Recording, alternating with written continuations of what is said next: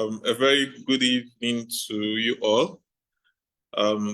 Welcome to the Ignite Power Dialogue. My name is Ken Madrago. I am a senior policy and research analyst at Nextia.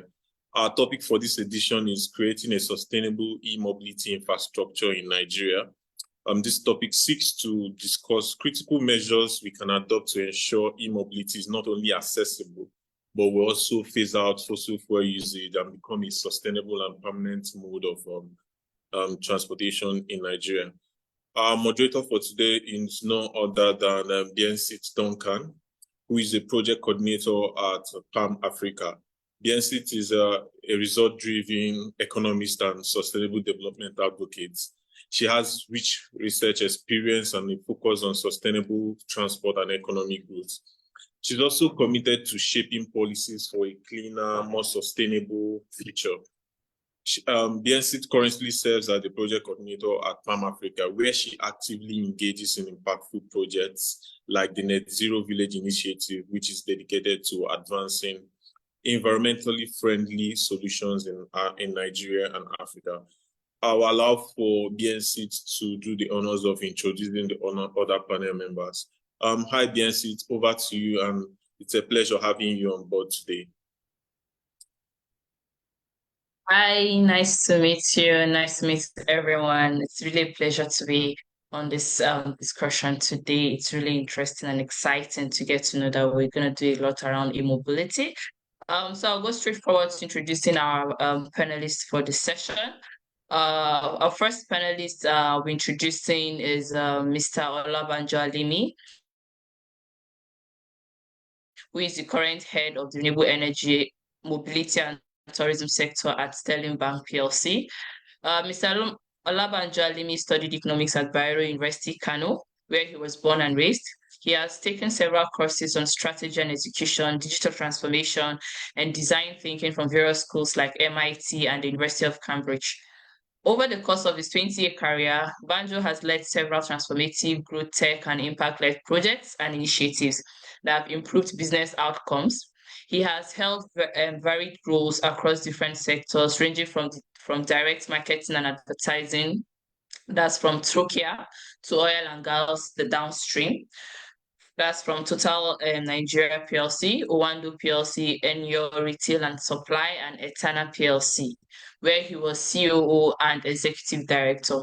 He performed excellently in these roles before transitioning to the clean energy sector, where he currently functions as Group Head, Renewable Energy, Mobility and Tourism at Sterling Bank Limited. At Sterling Bank, Banjo and his team are focused on creating impact by accelerating mass market access to clean and affordable energy alternatives for power and mobility. He recently spearheaded the launch of Nigeria's first charging station for electric vehicles. When Banjo is not working on building people and product, he spends time with his wife and two kids. Hello, Banjo, are you here? Can you just say hi to us?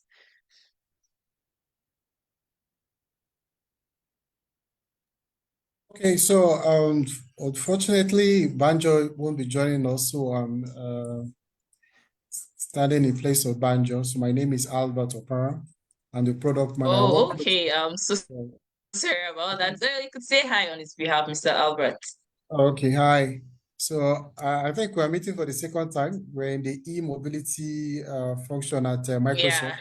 Yes, so I work closely with Banjo. I'm the product manager for Core, the electric vehicle e-mobility product that Sterling Bank launched. So hi, everyone. I hope we're going to have a very great interactive session. Thank you. All right, thank you so much. I'll go over to introducing the next panelist, who is Mr. Chimrizi Wosu, who is the advisor for EVs and clean cooking at the Nigeria Energy Support Program, GIZ Nigeria. And Chimrizi Wosu is an energy professional with advisory and project implementation experience in sustainable energy access, clean cooking, and blockchain. This experience ranges from supporting the development of legal, technical, and regulatory frameworks for promoting business models in piloting off-grid solar projects and renewable energy infrastructure to supporting the development of viable and sustainable business models in promoting clean cooking in Nigeria. He coordinates topics on electric vehicles and clean cooking under the Nigerian Energy Support Program, NESP, where he supports as an advisor. Hi, Mr. Chimezie, can you say hi to us? Yeah, hi everyone. Good evening. Thank you very much, Benchit, for your introduction. Yeah, happy to be here as well. It's such a privilege to be in the same room as, the names have been mentioned. And yeah, I'm looking forward to a very engaging discussion tonight or today.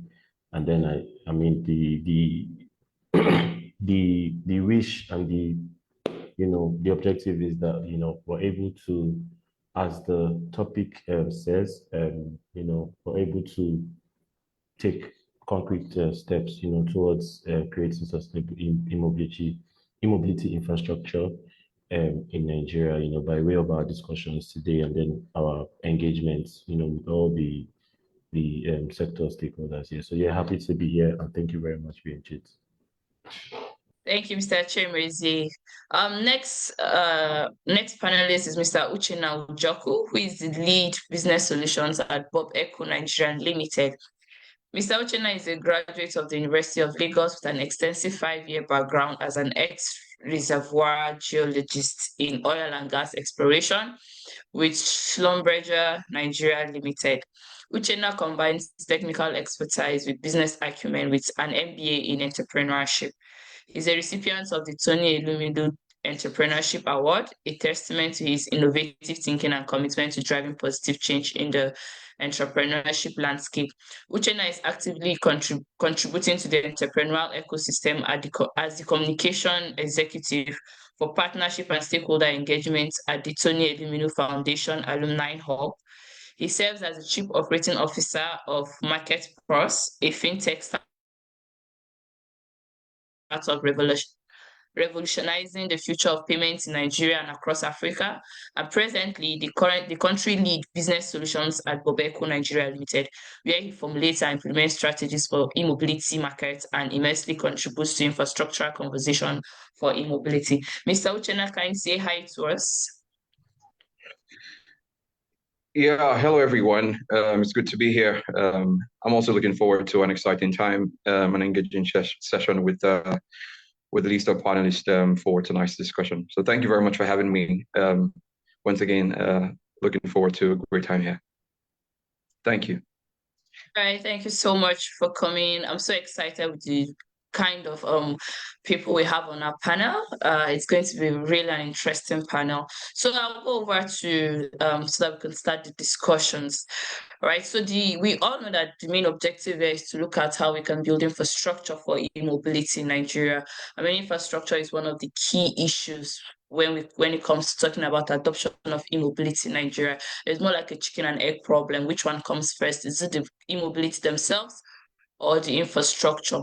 So I'm going to allow the panelists to give us a brief overview and then an opening address on the state of infrastructure of e-mobility in Nigeria, and then wanting them to discuss on the viability of e-mobility in Nigeria.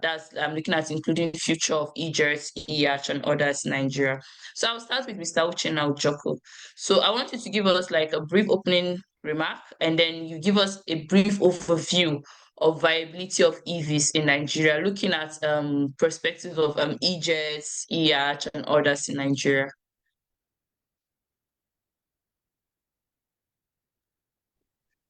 Okay, hi everyone. Okay, so maybe what I'll just do is I'll just begin as you said. So first of all, I think we need to first of all establish the fact that electric vehicles have emerged as a sustainable, right, and eco-friendly or environmentally friendly alternative to the ICE, as the ICE counterparts. And of course, I hope that this discussion will also enable us to explore the viability of EVs, right, in Nigeria, and also anticipate the future of electrified transportation, of course, which includes the likes of the e-Jets and e-Yachts, and all that electric vehicles as we'll see in the future. But then, of course, in terms of us discussing the viability of electric mobility or EVs in Nigeria, we would have to take a look at a few key considerations and also maybe weigh and also highlight some very key factors that are crucial to this subject. And one of which would also be in relation to our country, Nigeria, which is the focus market, would be economic considerations. For me, number one, I'd say for a country as Nigeria, where we've started to hear, and also see the realities regarding or surrounding fuel prices, right? The high and constantly increasing fuel prices in Nigeria is also a subject of concern. And also the removal of subsidy, which has happened recently, has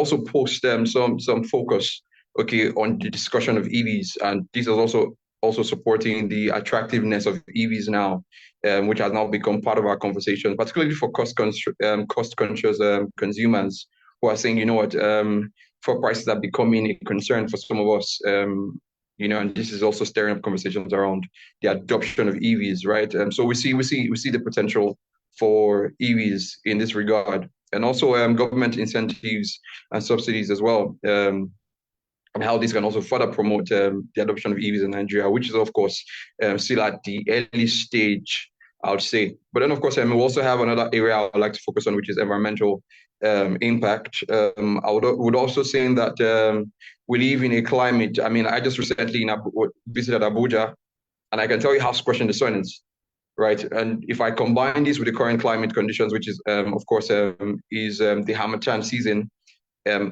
the humidity of the Harmattan season, and also combining this with the heat of the ray of the sun impacting on our skin, we can literally tell the impact of climate, right? On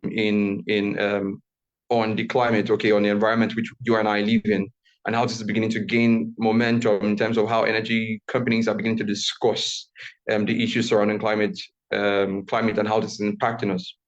Right. So I'll say for environmental challenges such as air pollution and also climate change, we see how EVs are beginning to contribute immensely to the reduction of the emission of greenhouse gases, and also air pollution, making them a sustainable solution now, as a topic of discussion now for focus areas that are also helping to or contributing or making immense impact to the reduction of these gases, right? Another one would also be key for me would also be infrastructure development. This is very this is one area we really cannot emphasize or overemphasize, right? Starting infrastructure is very key and crucial to the adoption of EVs in Nigeria. So I would say with focus on investment, right? For charging stations, also battery swapping stations, and all the technology around this, not just in urban but also in rural areas. Just to also promote the widespread of the use of EVs, right? It's also another concern. But shortly, I'll just for the limitation of our time, touch on maybe infrastructural development, like I said, would also be battery technologies or technology advancements that have been made in EVs, urban planning as well, would also be another focus areas. But for the brevity of our time, I think these are some of the concerns that are actually very crucial to this topic of discussion. But for E-jets and E-arches, I think there's a huge market potential and huge opportunity for us because I'll say for E-arch, for example, we live in a country where a high percentage of our coastline is surrounded by water. And this poses or presents a huge opportunity for the introduction and the adoption of EVs. This is also this is also capable of transforming marine transportation in Nigeria. For E-jets as well, I see the adoption and introduction of EVs also revolutionizing air travel, right? And for a country like ours where air transportation is also crucial and is an everyday to day thing, we see that these could also help reduce the emission of greenhouse gases and also impact highly or immensely the reduction of the maintenance and operational costs for vehicles of this category. Thank you.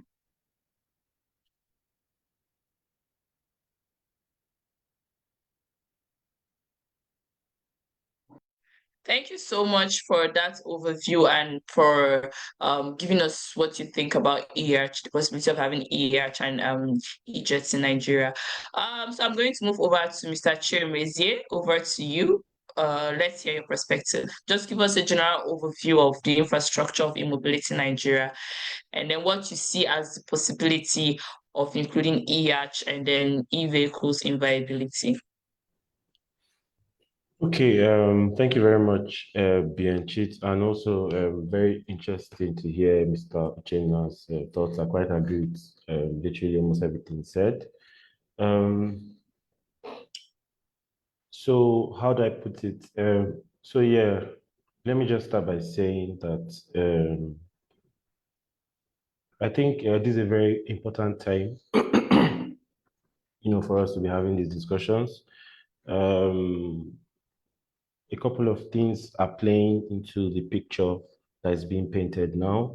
Number one, the very ambitious targets, detailed in our energy transition plan. And then, as Mr. Uchenna rightly noted, that the removal of fuel subsidy as well. All of this is showing people that in terms of viability, in terms of, the way forward, I think e-mobility is the way to go.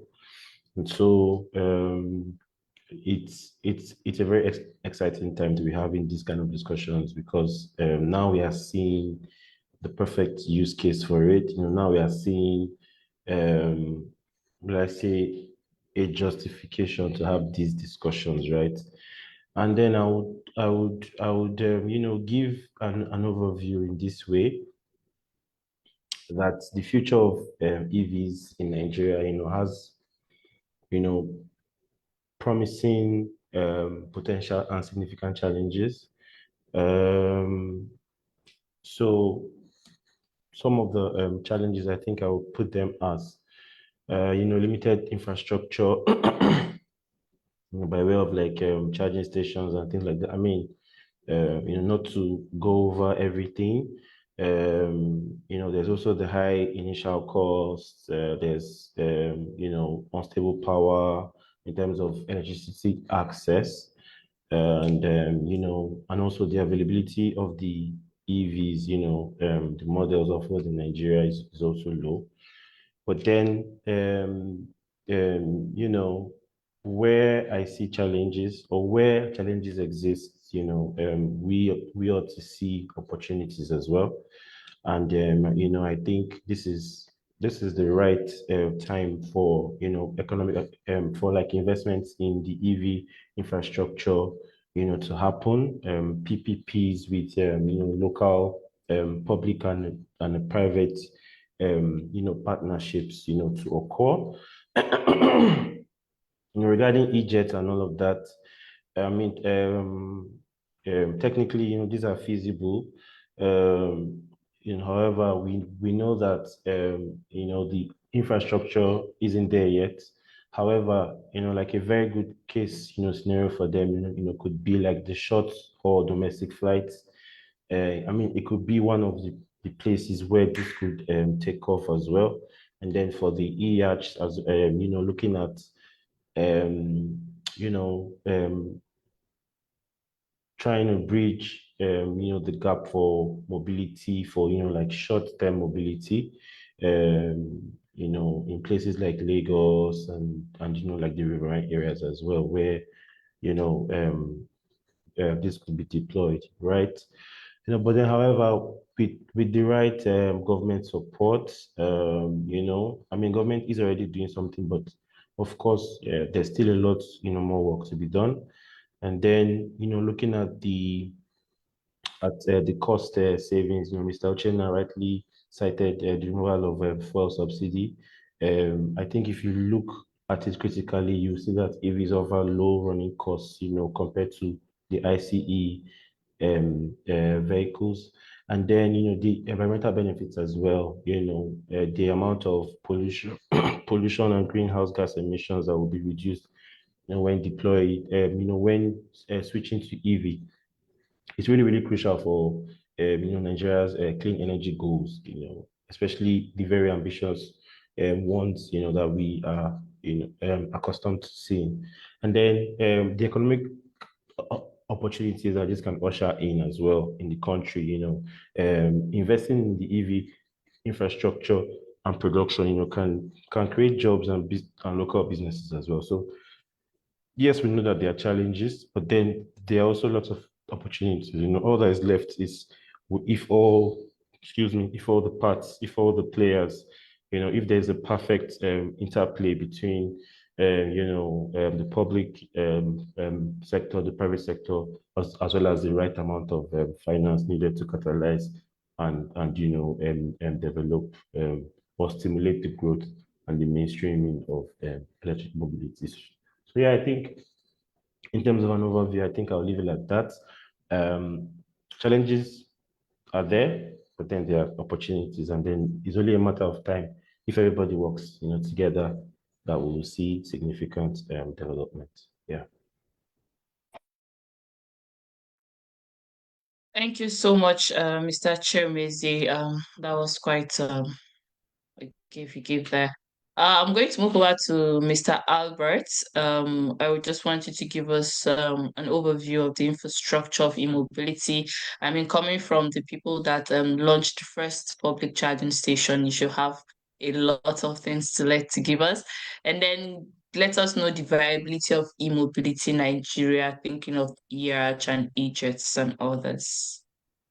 Okay, thank you, Bajent. E-mobility has come to stay. I'll tell you, one of the driving forces behind e-mobility in the world, not just in Nigeria, is technology, and also for the urgent need for an alternative. Because I'll say three, yeah, because people are getting very aware about the environment. People are looking for how things to do. Government organizations all over the globally are looking for alternative to energy, to the fossil fuel, to better the planet. So people are becoming very conscious and now looking for a sustainable way of doing business, especially in the mobility space. Now, when back to Nigeria, I can tell you for a fact that without even going through the mobility, through the sustainable angle of it, the cost of operation alone using fossil fuel is driving people to adopt e-mobility. I'll tell you, we did a bit of a study before our launch, and we're also doing a couple of R&D in the water space, which we got, we met with the last one guy, and we met with some of the operators in that space to find out, to understand their challenges and what they face. Now, I'll tell you, the boats that they have there, the jets, the yachts that they use there, both the locally made ones and the semi-locally made ones. Yeah, I call them that because they are not really as modern as you may expect. They all have one thing in common, which is the cost of diesel.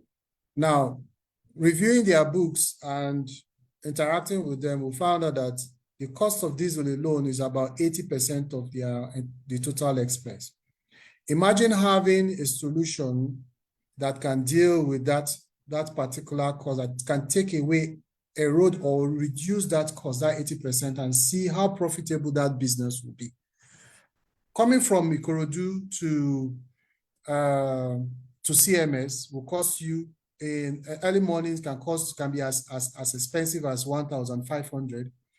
Maybe after the rush, you might get it at maybe by 1,000. So compare that to the cost of transporting from Ikorodu by road to CMS, which is about, if not 1/3 of it or half, using the BRT lane. Now, so you see that when you present an alternative which is cheaper, more affordable, cleaner, people naturally will tend in that direction. Is it viable? Yes. Now, while I also mentioned technology, if you know your transport history very well, you understand that mobility actually started, the vehicles as we know it actually started, it was electric vehicles that was invented first before diesel started gaining, because of how efficient they felt the diesel engine, the petrol engine was. Now, the petrol engine at that time I don't blame anybody, was far better, efficient, and very abundant and affordable. We had issues with battery. The battery system that they had in the early days of mobility, they struggled to keep it up, and most of them were not rechargeable. So you use and then you throw away, issues with disposing it, issues with acquiring, the cost of acquiring another one. But now you have a technology, you have the lithium batteries, and as we speak, we are getting smarter batteries, more efficient battery, lighter batteries, and all. Now, coming to the water space, one of the drawbacks in water space when it comes to mobility is the weight of those batteries.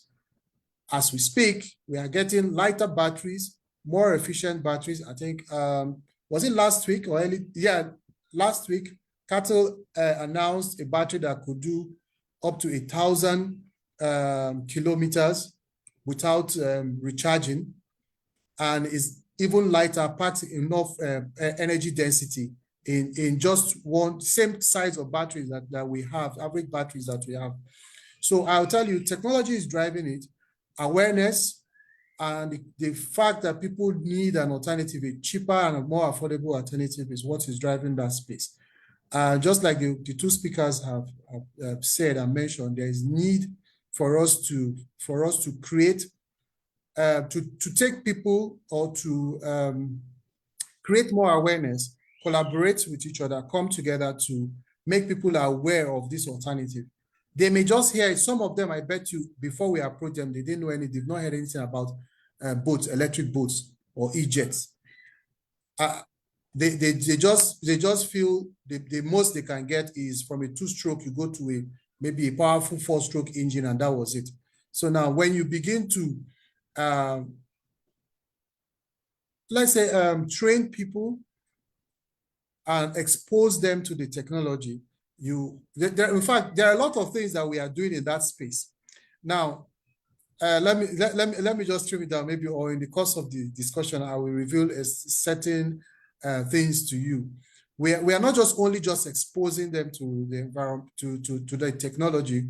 We are also training them, and also providing downline technicians, because one thing for you is to expose someone to a technology. Another thing is to sustain it. How do you sustain it?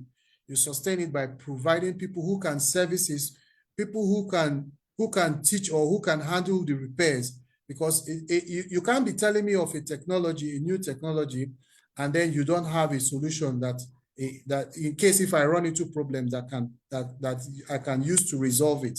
Just imagine if we are struggling to have a mechanic in the e-mobility space, the kind of issues you are going to have, the kind of backlash you are going to get from it. So is e-mobility viable? Yes, certainly. I don't think there's any going back.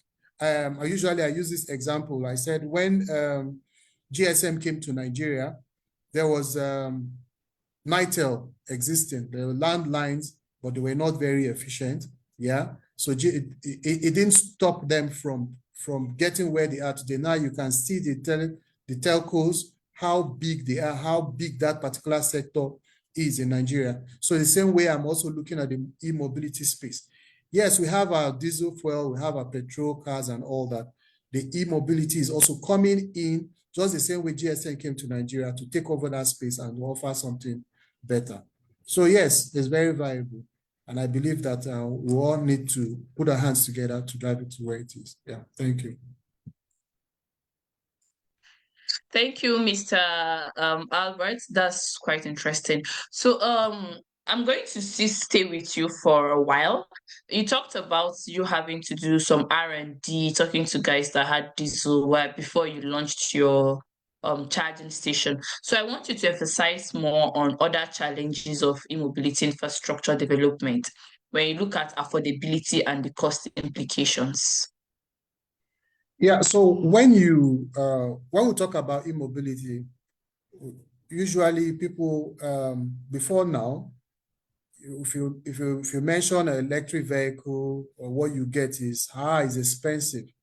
But just like I mentioned earlier, technology is improving, is getting better. The cost of electric vehicles are also dropping.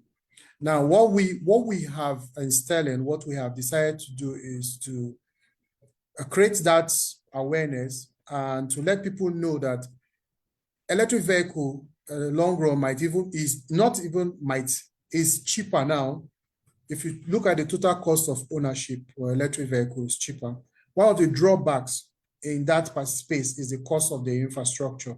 Yes, for all renewable devices or equipment, the initial cost of acquisition is usually very high. And that's why Sterling Bank, we are very interested in that space. And we said, what can we do? So we've gone ahead to learn in that space, to work with the operators in that space, collaborate with individuals, with even small operators, people who have already started doing, working in silos, in small capacity, bring them together to understand them and to resolve it.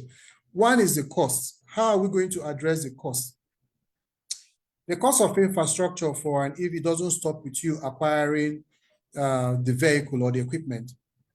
You also have costs of charging station, the cost of batteries, cabinets, and the swap system. Now, I'll give you an idea. An average battery for a tricycle or a dispatch bike, an e-bike, is almost half the price of in fact, is about the same price of the vehicle without the battery.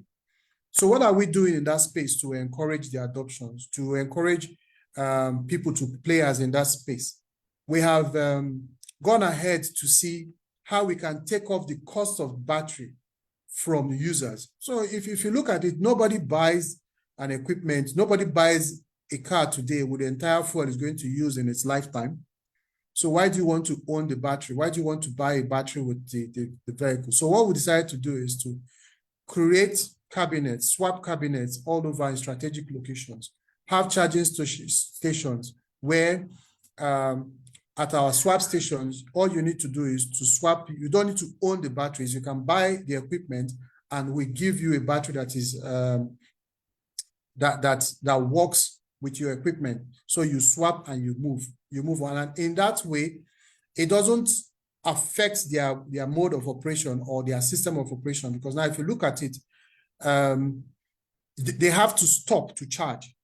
Now, if somebody, let's say, for example, a dispatch courier man or a dispatch rider have to stop at your charge station to charge, means he probably will stay there for 2 to 3 hours. In 2 to 3 hours, he may have done even up to 4 delivery messages around deliveries around the neighborhood. So a perfect fit for them will be a swap cabinet, which is what we have gone ahead to introduce. Now, we've taken up that cost of infrastructure within the system and provide them with a more efficient way of charging your vehicle by swapping it. Another thing you mentioned, you talked a little bit about it in your introductory part of the session, where you said the e-mobility problem is an issue of chicken and egg. Now, which comes first?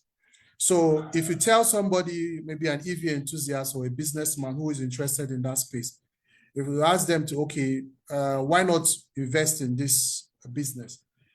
They'll struggle to tell you, okay, what if I get the charging stations and I install the charging stations, which don't come really cheap? They're a bit expensive, but I tell you it's better than the CNG gas to install. Now, you ask him to have those charge stations at strategic location, then he will go out to ask you who is going to patronize me at the end of the day. That means he has his money tied and waiting for the market to catch up. Now, if you say, okay, go ahead and bring in electric vehicles. So he'll tell you, people will come to tell you, yes, I love electric vehicle. I would love to own one, but where am I going to charge? So it's an issue of chicken and egg. So which comes first? But what we've decided to do is to be very bullish about it. So we are going into the market with both. So we are bringing both the chicken and the egg to the market. So that's why you have Core. When we did our soft launch, we announced that we're going to have a strategically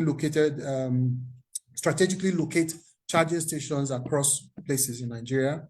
With, like the one you mentioned, the first commercial charging station in Nigeria is in Adeolo Deko at the moment, which is our first and our flagship one. next stage is to partner with players in that space to roll out more, and we're also bringing in electric vehicles too, so that people will not have the issue of saying, oh, where am I going to charge, or if I own it, or if I charge it, where am I going to get the next charge, or the range anxiety. So that's what we are doing. So basically, I don't think the infrastructure problem is going to continue, because we have players, even we have international organizations coming in, beeping us, alerting us, telling us to collaborate to see how we can expand it.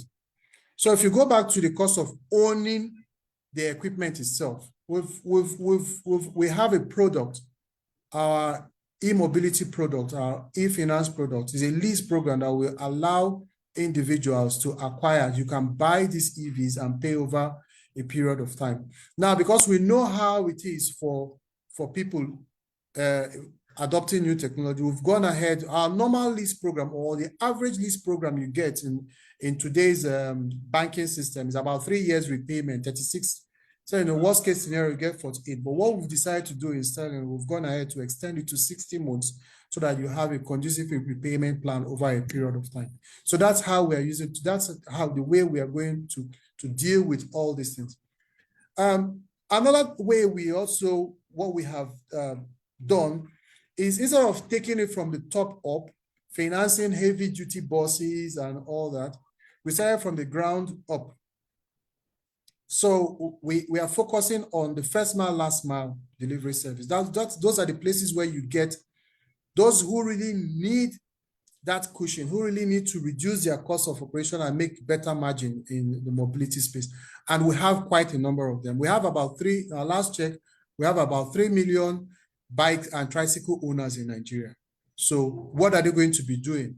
Are you going to tell them to throw them away? Are you going to say, come and buy new EVs and all that? No, we've taken it a step further.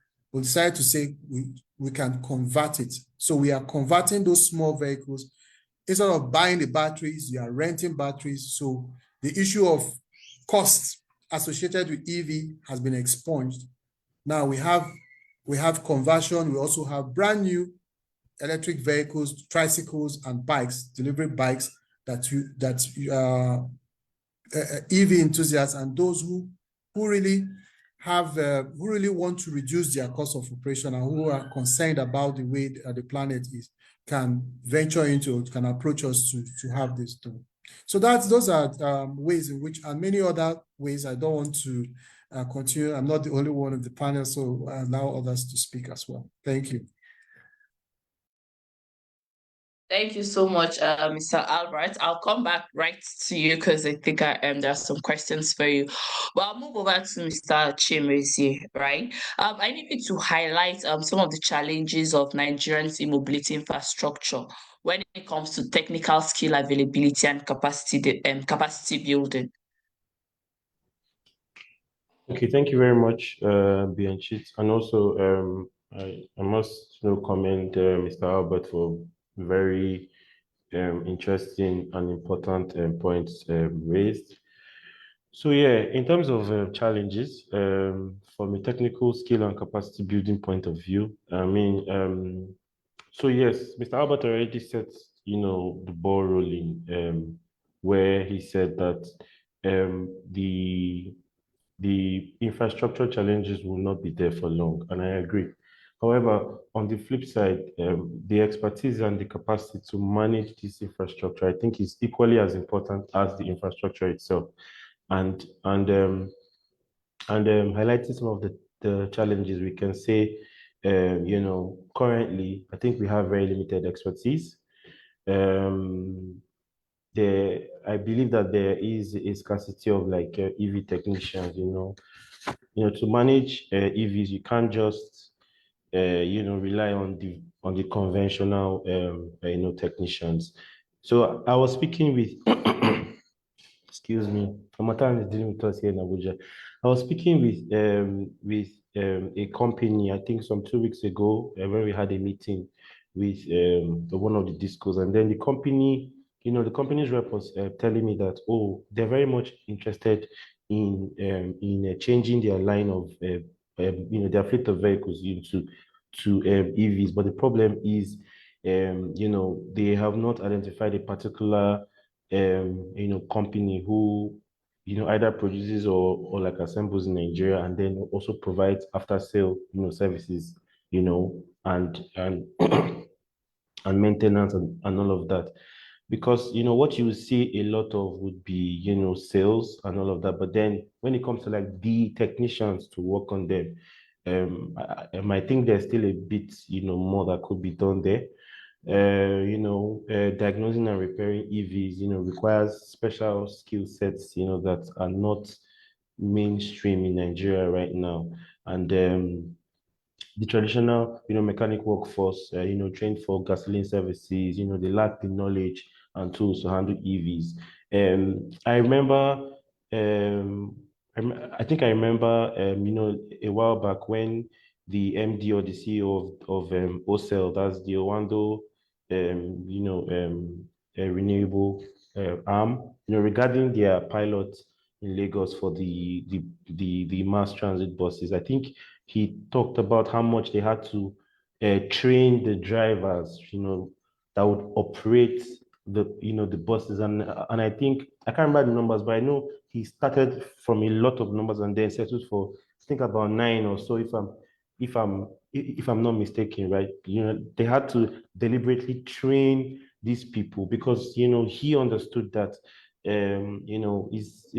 is even driving and operating the EVs is not business as usual, right?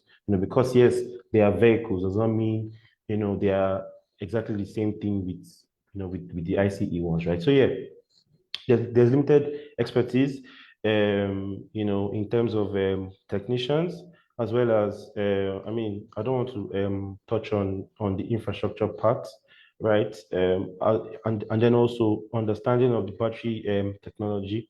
Yes, Mr. Alfred already touched on that as well. I think depending on the category of the EV, the appropriate battery technology matters, right? It's almost impractical to expect swapping for like say 4-wheelers, right? Like the bigger ones. So understanding the right ones, I think is still very important. I would also say, in terms of inadequate capacity building initiatives as well. Looking at limited training programs that are specific, targeting, accreditation of EV technicians. Yes, we know that it's still nascent, right? And then, these are things that will need to be built over time. But I think a lot of, work has to come in play. I like what Core is doing. We need more people like Sterling Bank, to be active. I'll give an example. If you look at the US, why is Tesla? I mean, Tesla had the vision when they started. They focused on building a broad network of charging because they knew that, when this thing becomes mainstream, charging will be a problem, And I remember Mr. Alfred touched a bit about the anxiety, that lies, with the potential users of these EVs. Yes, one aspect is charging, right? I mean, imagine if I want to travel to Lagos and then I'm afraid to use an EV because I don't know if my battery will run out before I reach, Lagos. But then Tesla had that mindset that, look, they just built charging stations all across, America, as big as America is, right? And so this kind of initiatives, right, this kind of vision, also needs to be replicated by a lot of our, private sector companies, like EV companies. They need to know that, okay, a lot, yes, the government plays a part as well in the same infrastructure, but there's that pioneering, there's that envisioning of what you want, to see the future, to be like.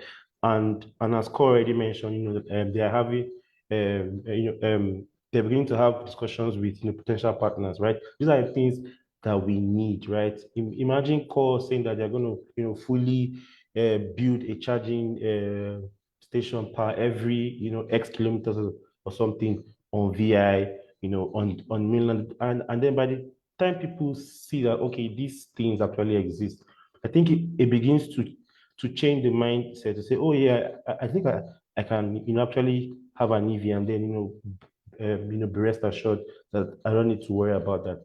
And so just to wrap up again on the capacity building initiatives that are lacking, even awareness creation and education slash promotion, even in our universities. I think if you take a poll or like a review, and then look at them critically, I think you won't really see a lot of in terms of like mechanics. I mean the technical aspects of it, right? Engineering, sorry, not mechanics, engineering, right? It's not still mainstream that there's the e-mobility aspect, right? You still see a lot of conventional things, right? So a lot needs to be done in terms of awareness, creation, promotion, funding as well, for training. I think the government and the private sector need to still invest more in training programs, as well as donor organizations and the development agency part, still need to do a lot more, provide a lot more technical assistance that will go into, improving the capacity, gap, right? And then, all of this would help, the collaboration between the government, academia, the private sector, developing and then funding training programs, for EV technicians, charging station installers, knowledge sharing, awareness campaign, PPPs, establishing training centers, providing scholarships, right? A lot, can be done to, attempt to, reduce that gap in capacity development. And I believe, looking at it this way, I think in line with what Mr. Alfred said, it won't be long before the infrastructure gap, closes significantly. Yeah, thank you.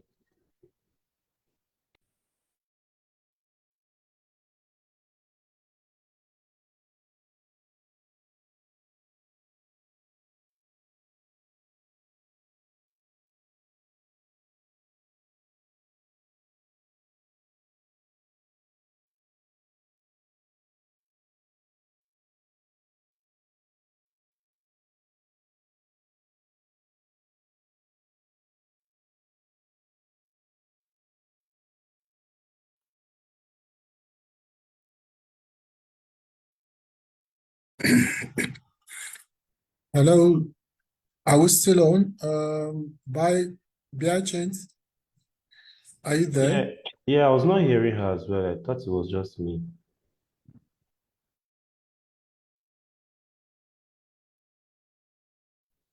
Yeah, I think there might be a problem with your audio because we can't hear you. I can see you unmute your mic, but we can't really hear you. Can you hear me now? Yes, we can hear you. Okay. Just... All right. So sorry about that. I kind of joined with some of my. So I said, Mr. Njoku, can you discuss the challenges of developing e-mobility infrastructure in Nigeria?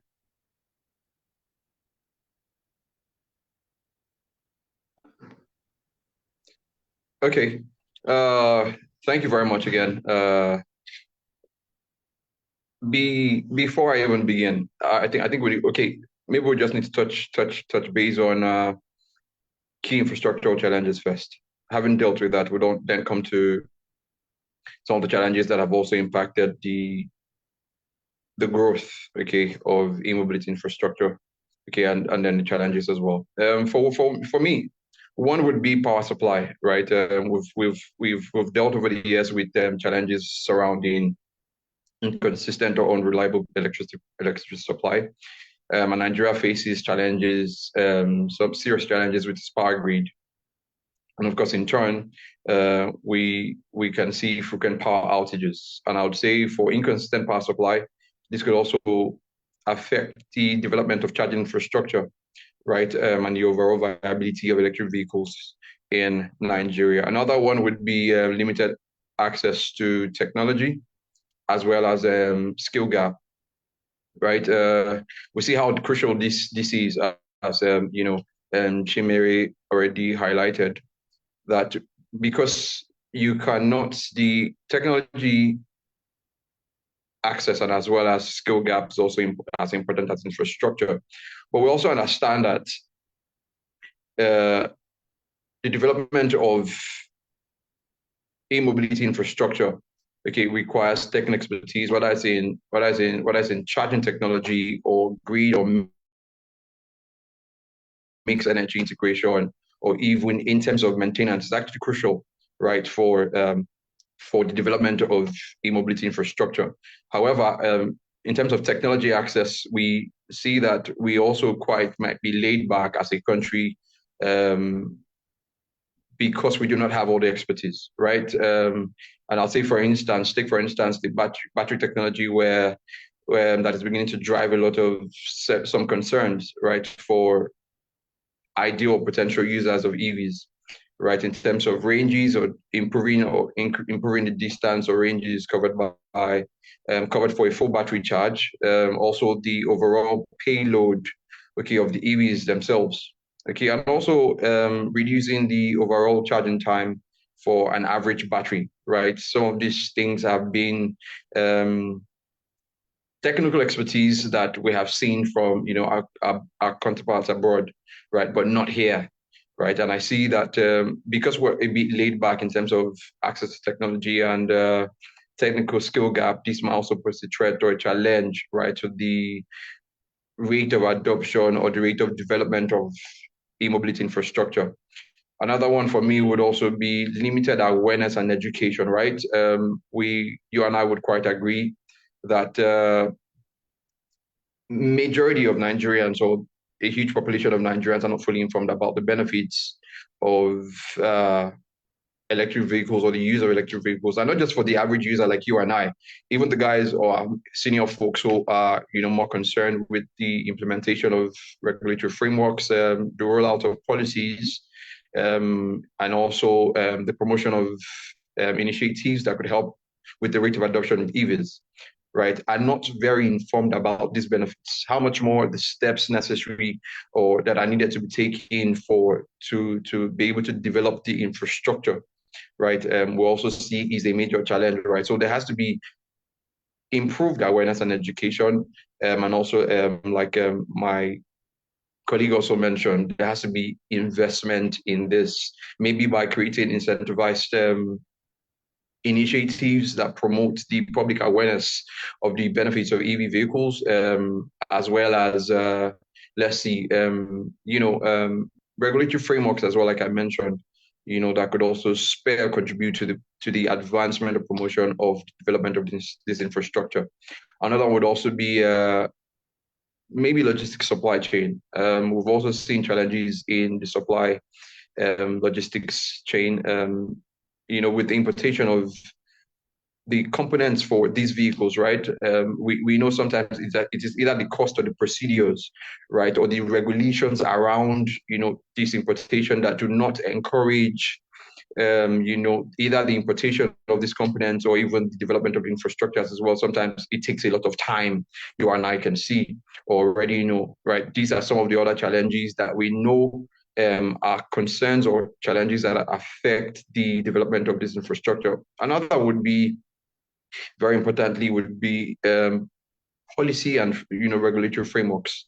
In a country like ours, where we've seen in some other areas inconsistent policies, right? There's an administration today, who has rolled out a policy for an industry, right? And then you see a new administration come up again, and then with a different policy or a change or diversion of focus, right? So these inconsistencies in focus on policies for a consistent growth over time may also impact development of these policies. And I think for the brevity of our time, these are key challenges that pose a threat to or difficulty to the implementation of these of the e-mobility infrastructure. And maybe for last would be lateness of urban planning.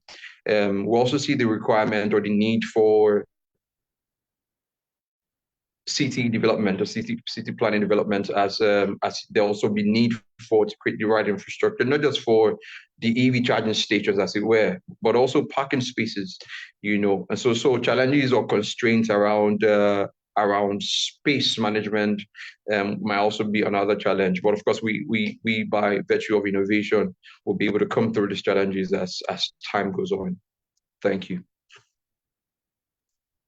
All right, thank you, Mr. Njoku, for that. So I'm going to go over to the next session. I'm going to lead our panelists to keep our answers very brief and straight to the point, as time is against us.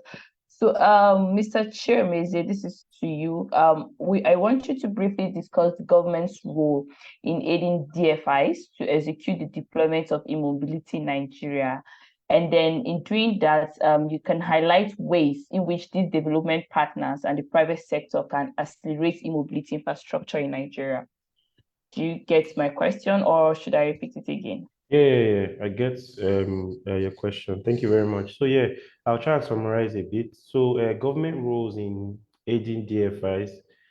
I think I'll start by, with the elephant in the room, policy and regulation as well. It's very important to have the right policies to drive and unlock certain sectors, because a lot of the the DFIs, a lot of the private sector, they are looking onto government to say, okay, fine, to enable me venture into this, to give me that sense of security for my investments and things like that. What does the policy say? What are the regulations? And then under this, I think a good one of the things would be setting ambitious targets, which I think we already have, by way of the energy transition plan. So it sets already a good framework, right? That is clear and ambitious. So now you know that it is part of the government's plans, to decarbonize the sector, and then reduce, decarbonize the sector, as well as focus on the climate change aspects and Nigeria's role in transiting there. And so this helps to shape and then prime the DFIs to say, okay, fine, since the government is speaking and then playing ball in this direction, I think we can channel our investments towards there, or the funding towards there. By developing enabling policies, creating supportive regulatory framework is also essential. Frameworks that affect critical aspects like on battery and charging infrastructure, waste management for used batteries, tax breaks for EVs and the charging stations. I remember again where the MD of OCEL, in a meeting in Lagos, complained about the very expensive custom duty, duties that he paid in bringing in the vehicles. So, right, this is one way that the government can help, by coming up with fiscal policies that would help and then promote EV adoption. Financial incentives, de-risking funding. Government can provide guarantees, of first loss financing instruments, to mitigate risk for DFIs investing in like e-mobility projects. thereby making it more attractive. Subsidies and grants as well that are targeted, and then get towards EV purchasing.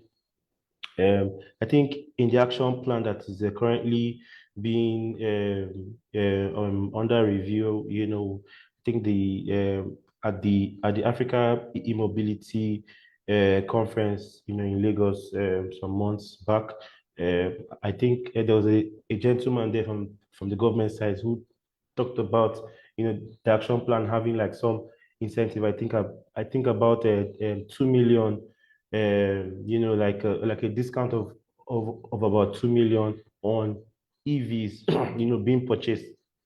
So things like that, although a lot can be done. If you look at China, certain things that the government did for the people, specialized plate numbers, right? And then as well as some some what's the word I'm looking for now?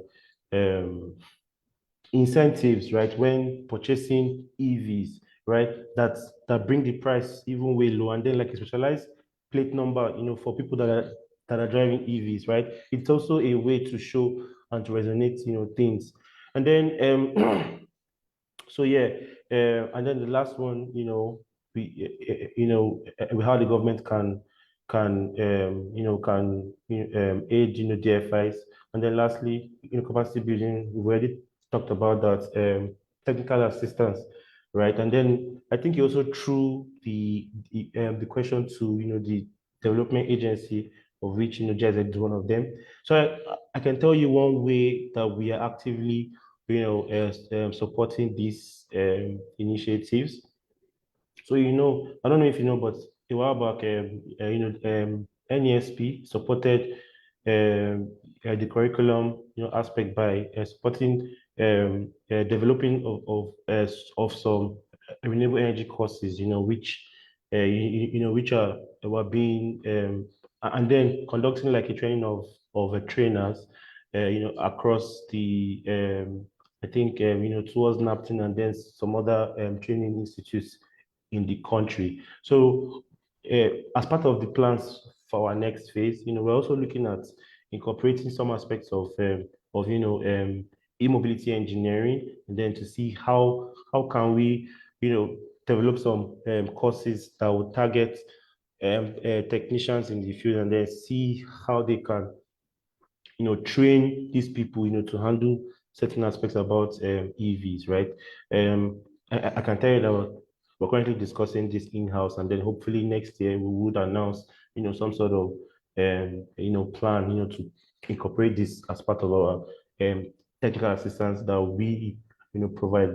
And then lastly, technical assistance also being provided to the sector to help the financiers in the sector better understand this technology, and then what it entails, kind of like what we did for for mini grids many years ago, where we supported a lot of the sector, the regulators, as well as the public and the private sector, right, to fully understand the entire value chain, and then which has helped a lot with the quality of the companies, as well as the projects that we see being deployed. So yeah, I think a similar approach is being worked on to be deployed.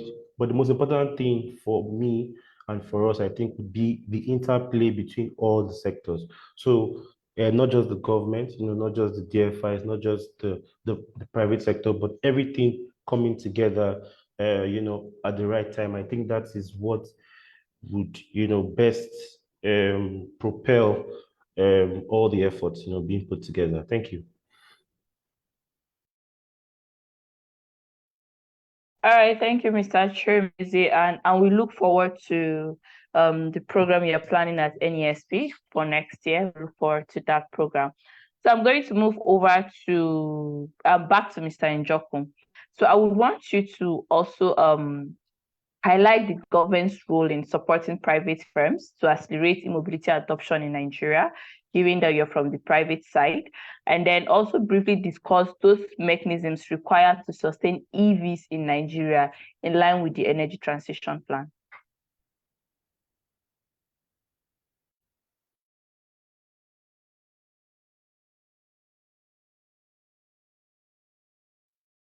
Hello, Mr. Njoku, are you there?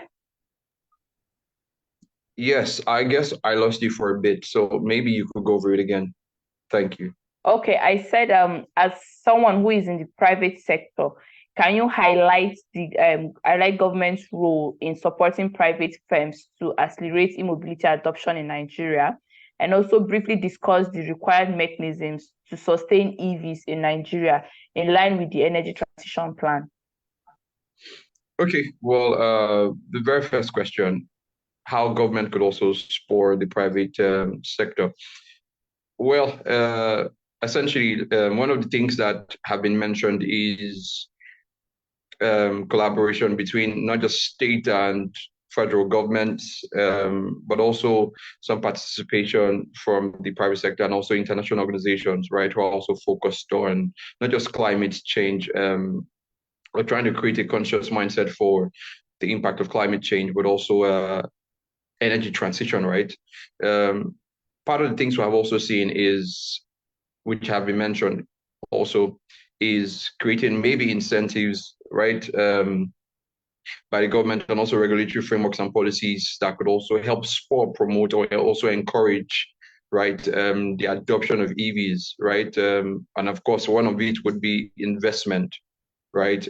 Investment cannot be underemphasized or overemphasized, because we need to also build this infrastructure. But of course, I mean, there has to be collaboration. There has to be some talk around collaboration between the federal government, state governments as well, and also private sector, right? By the time there's this synergy, by the time we start to see this synergy, there can also be the potential opportunity for knowledge share, right, or exchange of skill, or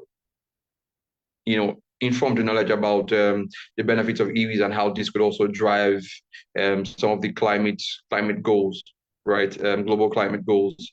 But then again, apart from incentives, another thing I was going to mention, apart from investment as well, was also incentives. We have also talked about the one for importation and how custom duties for programs like these for an industry such as e-mobility, right, could also be incentivized, right? Whether it's reducing the import duties or creating some type of exemption, right, could also enable private sector like us, I mean, or companies like us who play in the private sector, right, do more, in terms of driving or advance, promoting e-mobility or development of its infrastructure, right? Another one also I'd like to mention would also be from the government, would be education, right? Which of course also still brings us back to investment, right? Maybe even in education, in the education sector, this could also be, we'd also create these or implement these in our curriculum, where even from primary school, there's been talks and conversations around, electric vehicles, and then we start to create a conscious mindset, okay, about climate change, about the impact of climate change, and how e-mobility or EVs or electric vehicles could also, and the role they play in contributing to the reduction of the emission of these greenhouse gases that are impacting our environment, right? I believe there's more they can do. Okay, but for now, I'd say these are just the things I could just throw out in the moment. Thank you. Okay, that's very interesting. Talking about curriculum, I think I met someone, a lecturer in Kenya, who just introduced e-mobility as part of what she teaches her students in school, and I was really excited about it, and I was hoping we could do something like that in Nigeria. And then having to hear you speak with regards to that shows that I'm not just the only one thinking about that. So I'm going back to Mr. Albert. So for our participants, you can drop your questions and comments on the question sessions. so that we can have them discuss immediately after we are done with the questions with the panelists. So, Mr. Albert, given that you're from the bank and banking sector, so we cannot run away from asking you a funding question. So, how can the private sector access bank funding to develop e-mobility infrastructure using the Core E-Mobility Solution Project as a case study? And then can you highlight ways the government can provide funding schemes for private companies to create sustainable e-mobility infrastructure in Nigeria? Okay, thank you. So before I go to answer to, sorry, let me just leave maybe like a comment on what we are doing in that space when you talk about training and curriculum development. I know I mentioned this in our last session in the hackathon in Microsoft. We're doing something similar to the hackathon. We, in collaboration with University of Lagos, so we got 2 professors in electrical electronics, and the other one is in electrical power to develop a curriculum or a standard, what we would like to call the Sterling standard for conversion of electric vehicles. Now, so in trying to train people, first, if you want EV adoption to go wise, to spread, you have to gain the confidence of the people who you are trying to sell this to. How do you gain their confidence? Partly by telling them that, look, you can fix this thing, and you have ready technicians in that space who can do it. So, but before you do that, you have to develop a standard, what we call the Sterling standard. So we brought in stakeholders in that space, people who are already working in silos, vendors who can convert this, and we say, okay, let's have a standard in which we can use to say, okay, and train people. So now you don't want to bring in a swap cabinet or a battery that is not matching with another plug of another vehicle. So what you're trying to do is to standardize that space. In standardizing that space, then you can now create a curriculum and easy adoption, and you gain the confidence of the people in that space. So that's what we are doing from Core. So moving to your question. So as a bank, I'm sure everybody's wondering and say, what's a bank doing in the electric mobility space? How come they are so invested in the space? The worst thing that can happen to you as a bank is to venture or to start lending into a space that you do not understand. We know it's a new space, it's a new environment, it's a new technology, a new market that is opening up in Nigeria. So we've positioned ourselves to say, look, we're not going to wait until we start asking questions or trying to catch up. Rather, let's be the pioneers, and then we'll be ready for our customers when the time comes. So, which is what we are doing. So we've trained ourselves. We went, some of us went to China, trained, exposed, we signed MOUs with some of the manufacturing companies there. So we understand the business, we understand the equipment we are dealing with. So we have positioned ourselves to say, okay, we are ready to play in that field. So we can lend, we can do partnership, we can collaborate with people, companies who are interested in that space. Now, when we are collaborating with them, we are not collaborating with them like we're catching up. No, we're collaborating with them in a position of strength, this position of knowledge of the business itself. So that's why we are doing that.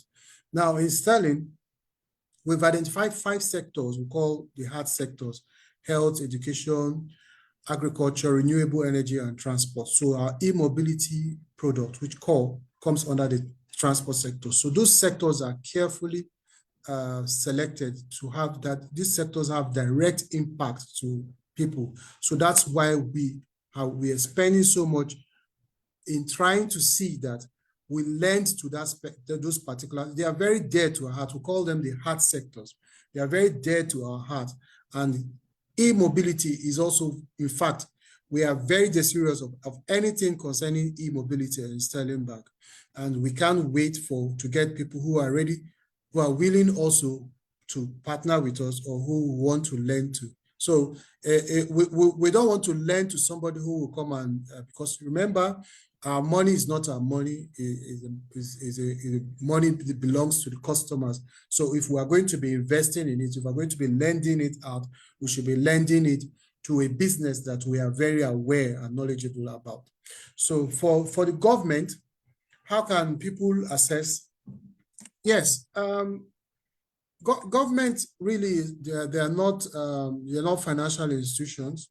But how we have come to understand how government can help us is to provide us with good policies, especially when policies to promote e-mobility. Now, when I mean policies, I mean, let me give you an example what happened to GoCada and the rest of them. You know, they went into a business that after a while, the government proclaimed that there's a ban on bikes. Now, what do you think will happen to the investors in that space? They will lose money and people will shy away from coming to do business. What we want is government to support, to show us backing. Some of the ways in which we have seen some of the government top players, governors and government team supporting us is through what we call payment guarantees policies.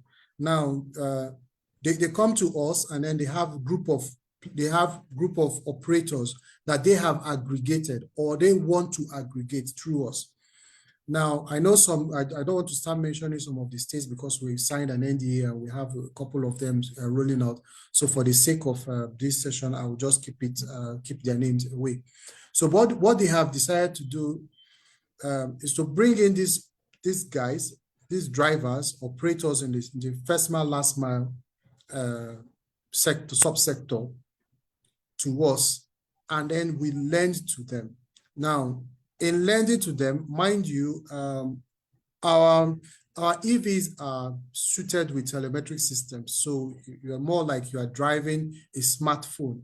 So we know your position, we know the state of the charge of your battery, we know who is driving it at every point in time. We know the last time you swapped. We know how much you have paid so far. So which makes it easier for us to deal with the business. So now, so wherever we are at every point in time, we can tell what our vehicles are doing. So with that telemetric solution that we have, we've been able to marry whatever solution, whatever request that is coming from government. So what we require from government is just basically give us a payment guarantee that these guys who are under your constituency, in a case they do not pay or unable to pay, you will be able to cover for it. So those type of guarantees will give us some reassurance for us to continue to venture into business. Just like I said earlier, remember that the monies that we are lending out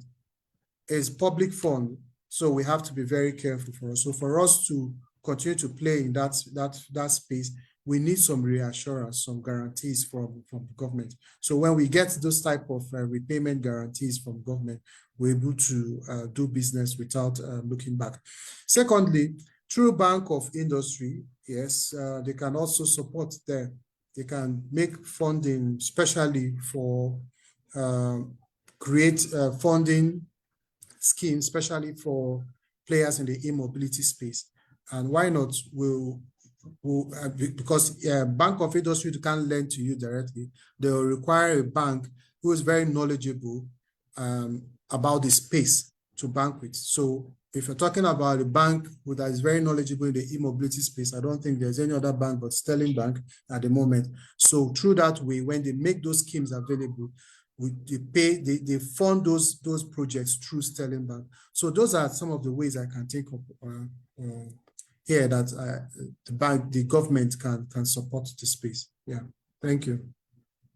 All right, thank you so much, Mr. Albert. And also, I think one of the reasons why financial institutions are not lending is because they lack the appropriate knowledge about the sector, and they feel it's a very high risk sector. So you can also, Sterling Bank being the flagship bank that is going into the sector, can also help with organizing trainings for these banks so that they can understand the sector and know what the sector is all about, so that they won't always see it as a high risk sector and then always put like a no-go area for startups. But thank you so much for your answer. So we have some questions on the comment sections and some comments. I'll go to read. There's a comment from Dapo Adesina.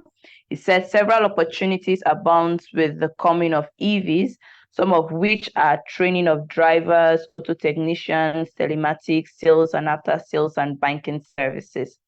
Saglef, so I think it's from Saglef, an EV assembling company in Lagos, Nigeria, is already training its manpower for their assembling plants. Okay, that's very interesting, Saglef, seeing that you're training. So I have a question here from Shalom Tisan. So Shalom Tisan, you did not write who you're addressing the question to, so I think it's to all the panelists. How do you envision the widespread adoption of e-mobility contributing to socio-economic development in Nigeria, considering factors like job creation and income distribution? So any of my panelists can give a shot on this.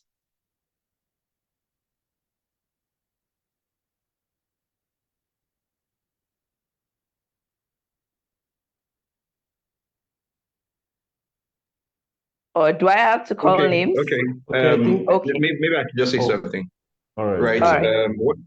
Yes, one of the opportunities we see, right, in building and maintaining an e-mobility infrastructure, right, is essentially job creation, right? That's one of the biggest opportunities you would see eventually, right, from building an infrastructure, right, in the e-mobility space. And the job opportunities are actually quite widespread, right?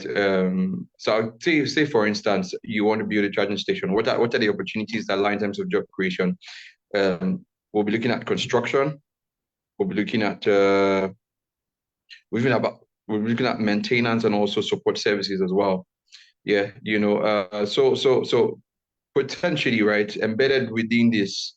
And also don't forget jobs for people who want to go into R&D, and also battery technology, right, or any other type of technological advancement, who then become experts in these areas, right? And then people who now have found a foot, okay, where they can also fend for themselves through, right? So I'll say the opportunities are quite, and also, in fact, let me just give you a live example. We had reports on some other company that needed expertise in how to fix the electrical part. There's the mechanical part of the bikes, okay, of their bikes, but then they needed somebody who could also handle the electrical side. So apart from that, electrical services, mechanical services, after sales services in terms of maintenance, right, and also building the infrastructure itself, right, are also areas where job creation, that provide opportunities for job creation as well. So yes, I'll say this is, but also let's not even just keep these to people who are in the urban areas, right? How about people in the rural areas as well? There's also job creation for them, because there are also other trainings that can be provided in terms of maybe you're building a charge battery swapping station, for example, or you're even building the infrastructure itself, right, or a charging station, right? There are also numerous job opportunities for people, for job employment, job creation. Yes, as it were. Thank you.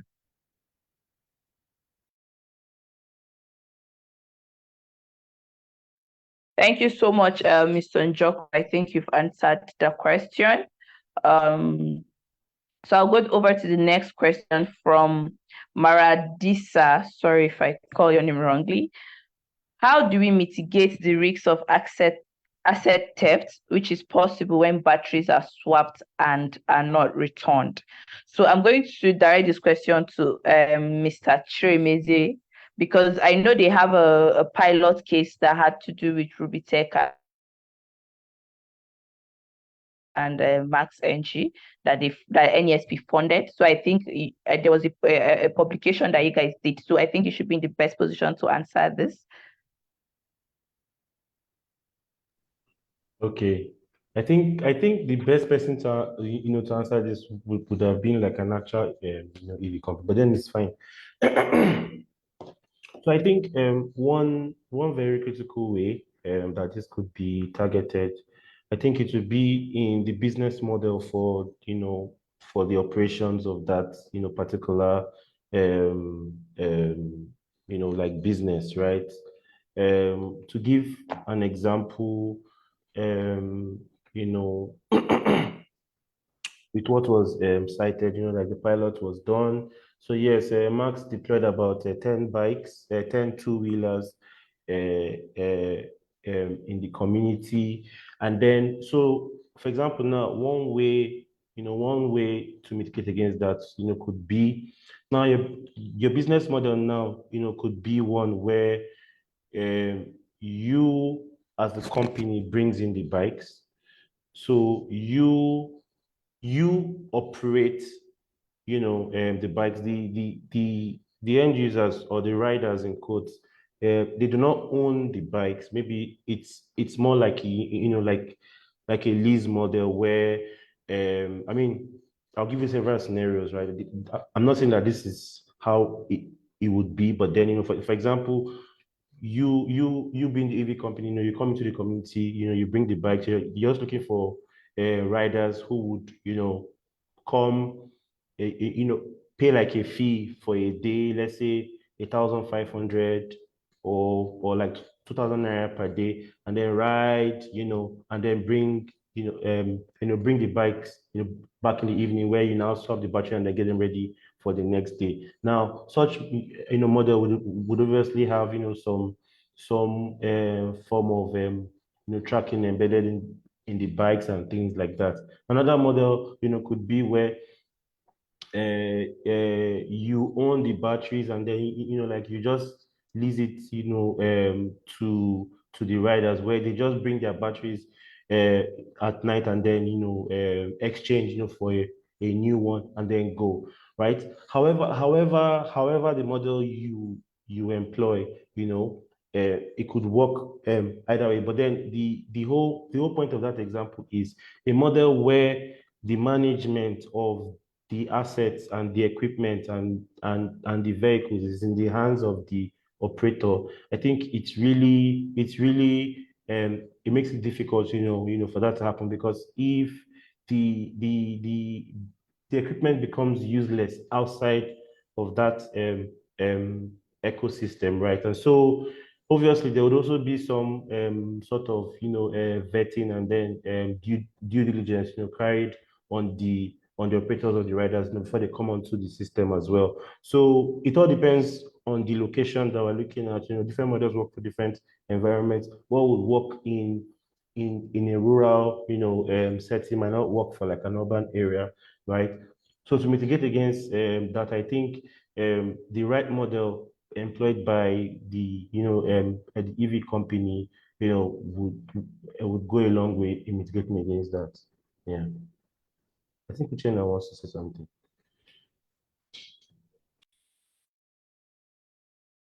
All right, thank you so much, Chirmiz. You said, Uchenna, you said you wanted to say something, or should I move to the next question? We're looking at time, so let's be very brief.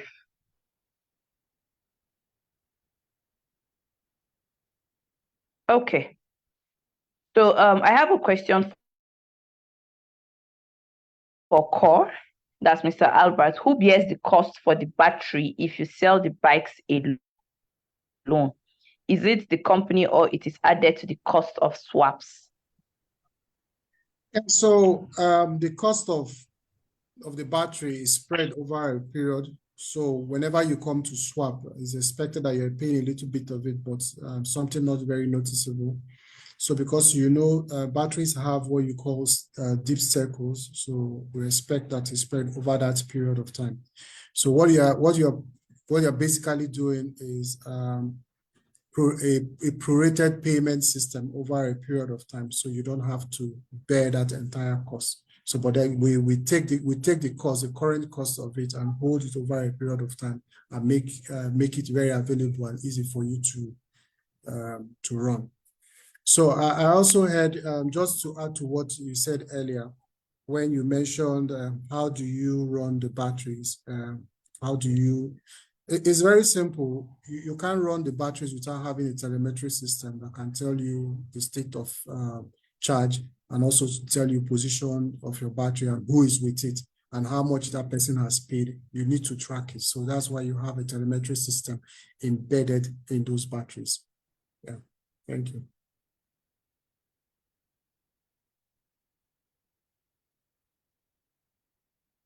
So I hope that answers the person's question. Yeah, I think it does. Thank you so much. So there's a question here that is in line with the question I wanted to ask the whole panelists. So I think let's just be brief with our answer.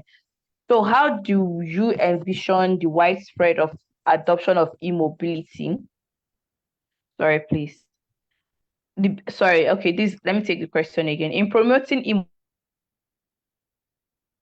e-mobility, how can we ensure that the benefits are inclusive, reaching both urban and rural areas, and that accessibility is not limited to specific socioeconomic groups?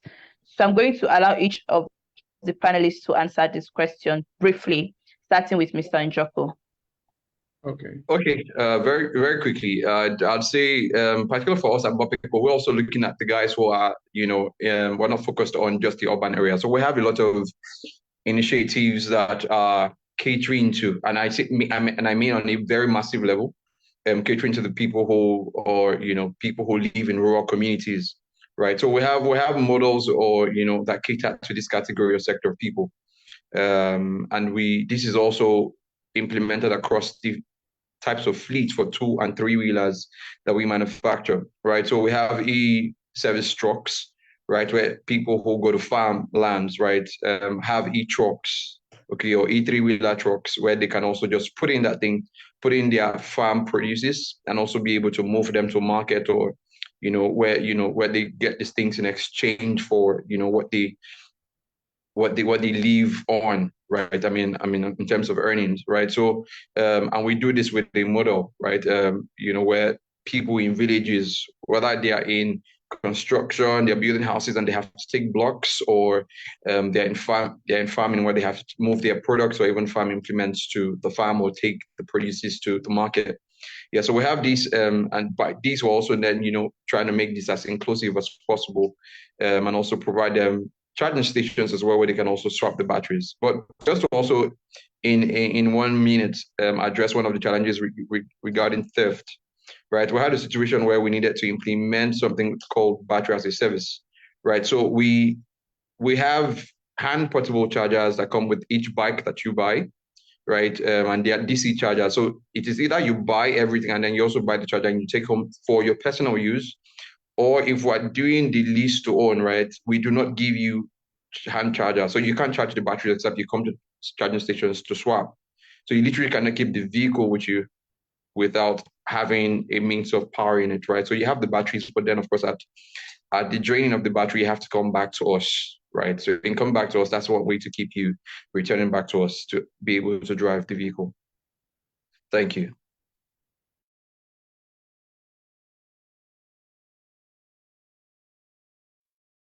Thank you, Mr. Njoku. Chiremeze, you can answer that question with regards to inclusivity for the adoption of e-mobility. Okay, thank you very much. So I think one angle I want to look at here would be, so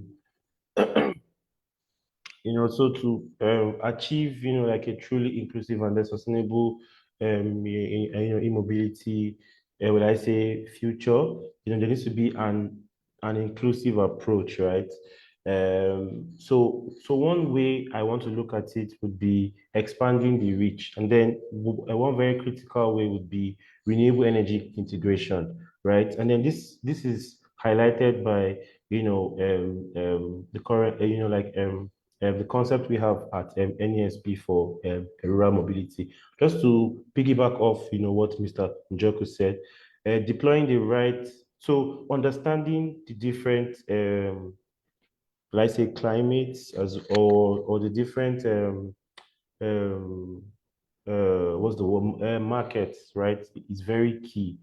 Now, if you do an analysis of a lot of the the rural peri-urban areas, right? You notice that the most prominent mode of transportation there is 2 and 3 wheelers, right? And so one very, very good example for renewable energy integration, particularly looking at those areas. They also happen to be the areas where we have like off-grid renewable energy solutions there. And then electric vehicles serve as a key anchor off-taker for like mini grid and all of that. So one good way to expand the reach will be integrating EVs in these places whereby it's the same 3-wheelers that are being operated there, and then now you have literally like a mini grid that would serve as the energy resource, and then banking on the competitiveness of EVs against ICE vehicles because of the removal of the fuel subsidy. You would see that it's even cheaper for the operators there to say operate the 2-wheelers, and then take it to Mr. Njoku to charge. Paying him for that service is even way cheaper than than sourcing for fuel, or diesel or whatever the source is, to power the bikes, right? So exploring innovative solutions like solar power charging stations in off-grid regions, right? This reduces the reliance on traditional conventional systems, and then ensures a sustainable energy access even in the remote communities. And then lastly, bridging the socio-economic gap. One key way is financing, and I'm sure Mr. Njoku as well as Mr. Albert from CORE would have highlighted that these subsidies and then financing, flexible financing exist in their products, wherein you curate it in such a way that it becomes more affordable for people of a different economic classes to be able to afford these EVs. And then lastly, awareness creation as well as education. We cannot also overemphasize the role that public awareness and education plays in mainstreaming e-mobilities, especially misconceptions that exist about EVs, and then the fact that they're not sustainable or they're not reliable, right? The more you put the right information out there, the more it begins to resonate in the minds of people in those respective places. Thank you.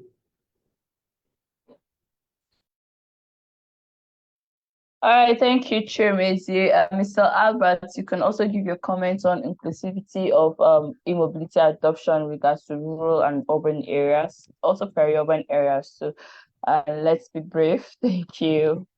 Okay, yeah, thank you. So, when we started, I told you, I gave you a brief of what we were doing. We said we started from the ground up. So we are very deliberate about our approach to that market.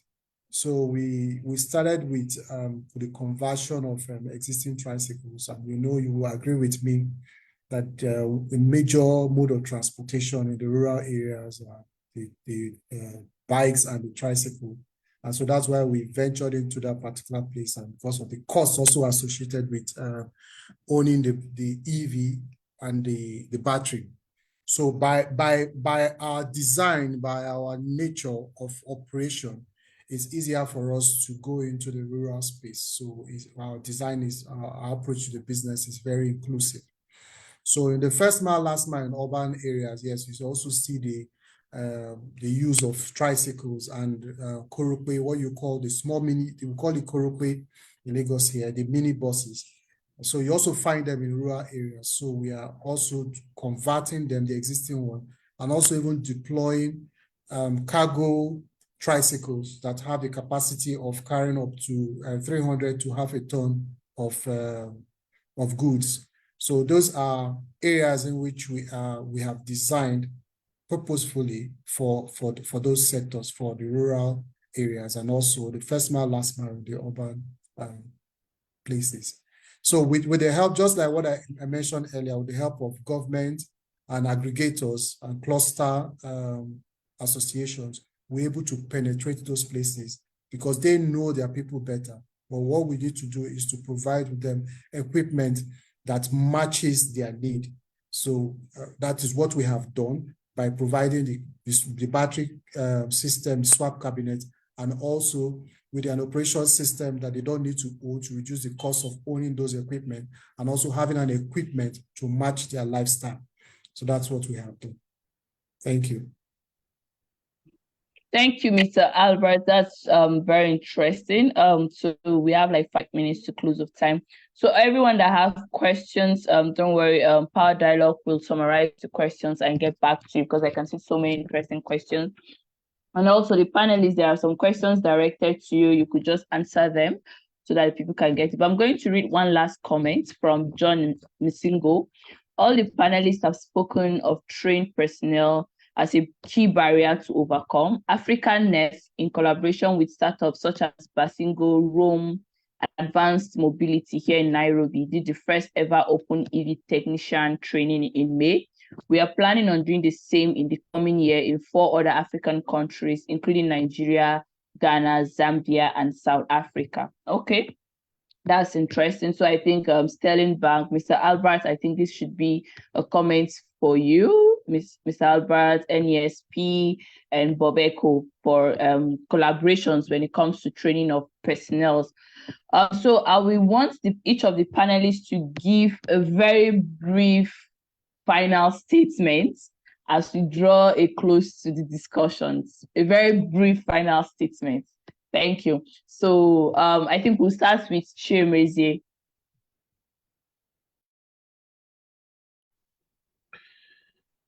Okay, thank you very much.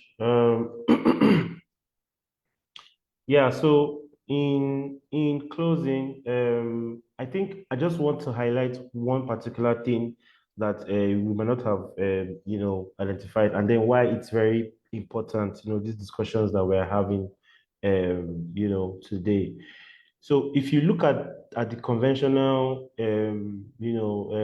vehicle market, which has obviously been around for well over like 50 years, you would see that there's the booming part of it is in this is in the second-hand market, right? Now lots of people in Nigeria buy second-hand. Very few people buy brand new cars.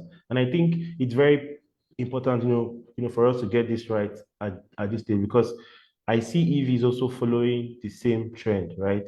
I mean, as everybody has mentioned, EVs are not cheap, and then eventually when they become mainstream, there will be that huge demand for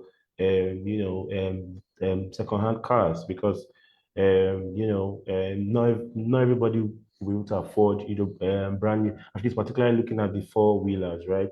And so this is where there's the importance on for standardizing like the the framework and all of that, and the infrastructure for EVs regarding charging and all of that. Cars that will be imported from the US would have a different charging technology from, say, cars from Asia, for example.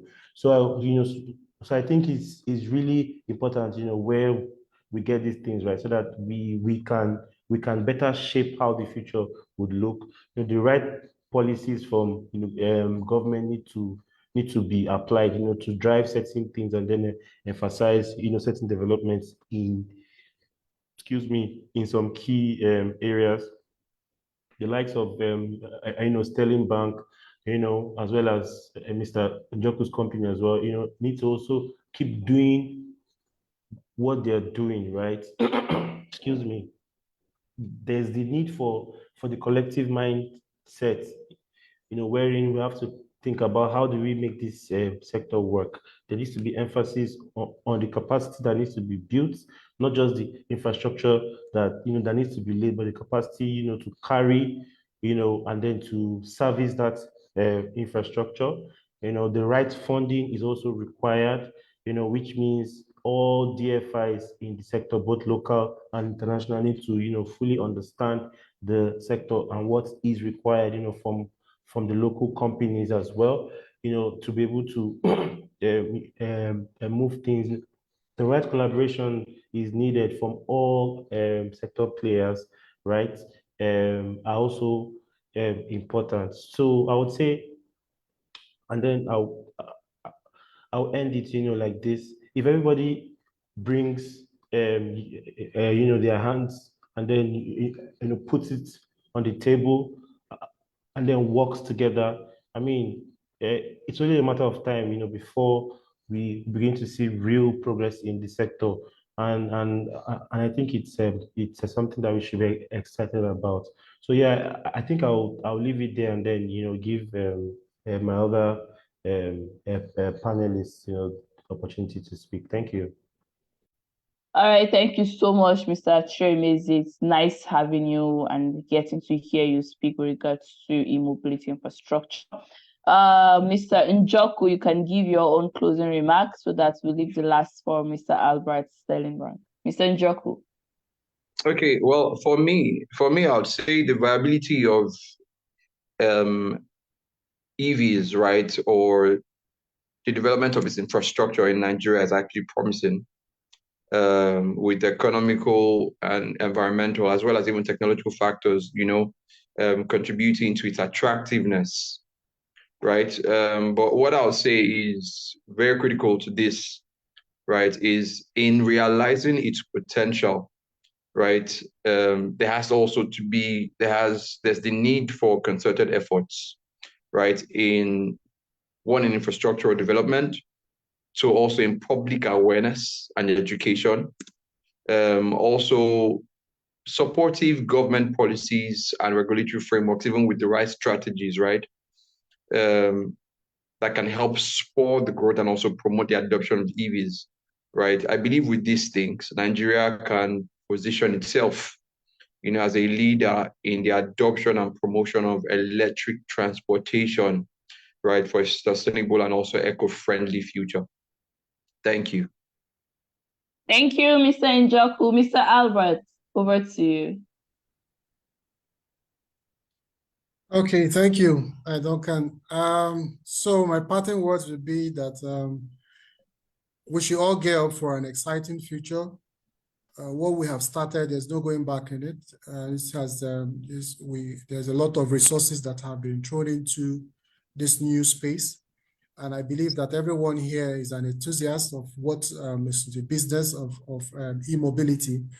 And all I can say is the market is very huge. Where we are heading to is a very big market that we can all benefit from. The word here is collaboration.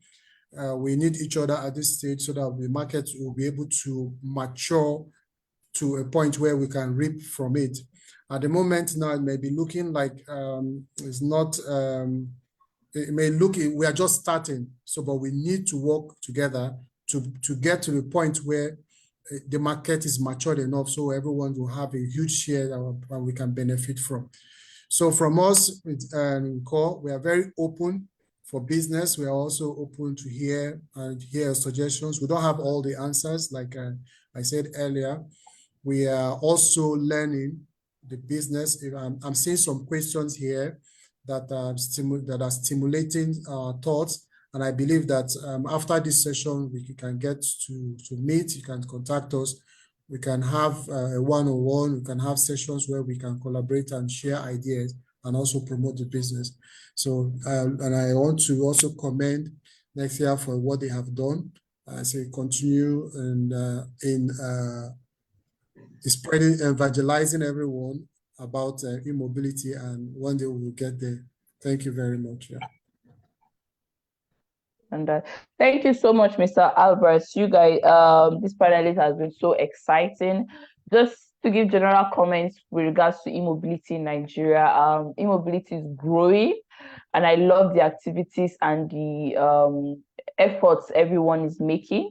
We can see a little bit of them here and there, but I just want everyone to know that 2024 is going to be a great year. There will be a blast, because there are a lot of e-mobility activities cooking up that are going to be sprouting out by next year. So we should all look out for the easy adoption of e-mobility by next year.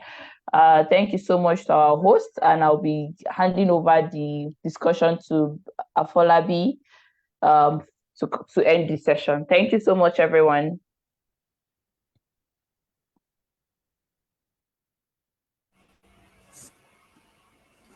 Good evening, everyone. Thank you so much. Thank you so much for joining the session. I'm Blessing Afolabi, Energy Communications Analyst, the Electricity Hub next year. Thank you to our panelists. We really appreciate your time. Thank you for doing justice to the topic, and for sharing your wealth of knowledge and taking out of your time out of your busy schedules, to really handle these discussions. And to our audience, we really appreciate your time. Thank you for joining in the conversation in creating sustainable e-mobility infrastructure in Nigeria. We appreciate you, and thank you once again. See you at the 90th Dialogue in January. Merry Christmas to everyone and Happy New Year in advance. Please feel free to check our YouTube page at the Electricity Hub if you want to watch the video. It's being recorded, and you want to also look at the past dialogues. We have them all on our YouTube and Facebook pages. Please do well to drop your comments there, and we'll give answers to the questions. Thank you so much. Really appreciate your time, and do have a wonderful evening and a Happy New Year in advance.